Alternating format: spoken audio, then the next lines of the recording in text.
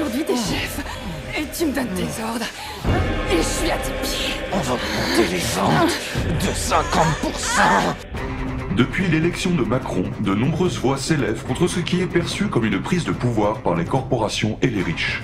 Cependant, Macron et son parti n'ont que les mots collaboratifs, participatifs et inclusifs pour décrire la mutation de notre système politique et économique. Il va falloir mettre les bouchées doubles pour y arriver.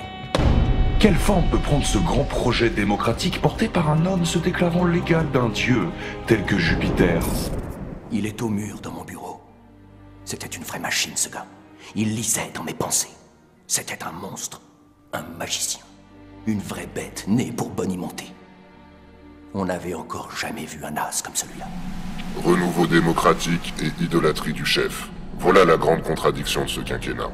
Nos rechercheurs ont mis la main sur un document qui révèle le véritable plan de Macron. Un plan marketing. Un plan pour séduire et mobiliser toute la société française derrière l'éminent Jupiter. Un plan pour l'avènement d'une dictature participative.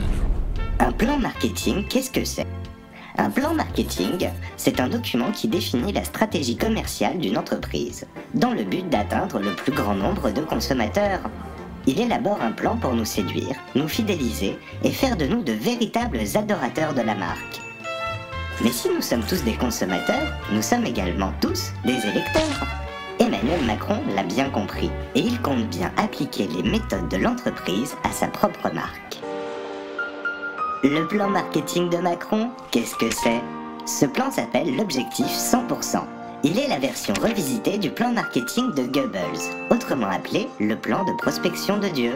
Selon la légende, ce plan serait d'une telle perfection qu'il permettrait de galvaniser 100% de la population d'une nation. Pour y arriver, le plan de Macron consiste à mêler démocratie participative et consommation de masse, pour faire du peuple français un peuple uni, en harmonie avec son président. Atteindre le maximum des électro-consommateurs? Non. Macron vise modestement 100% des conso-électeurs. Comment compte-t-il appliquer ce plan complètement fou? Un village test a déjà été réquisitionné pour y appliquer ses principes élémentaires. C'est à Vatan que les habitants ont pu bénéficier des largesses du plan.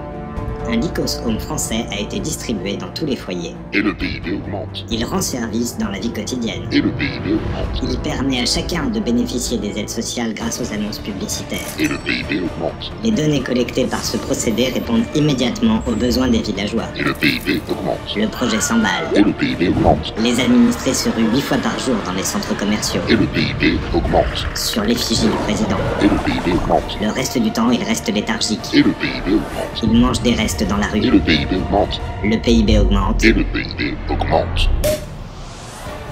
Génial. Et devinez quoi? L'étape 5, Macron généralise son plan à l'échelle nationale.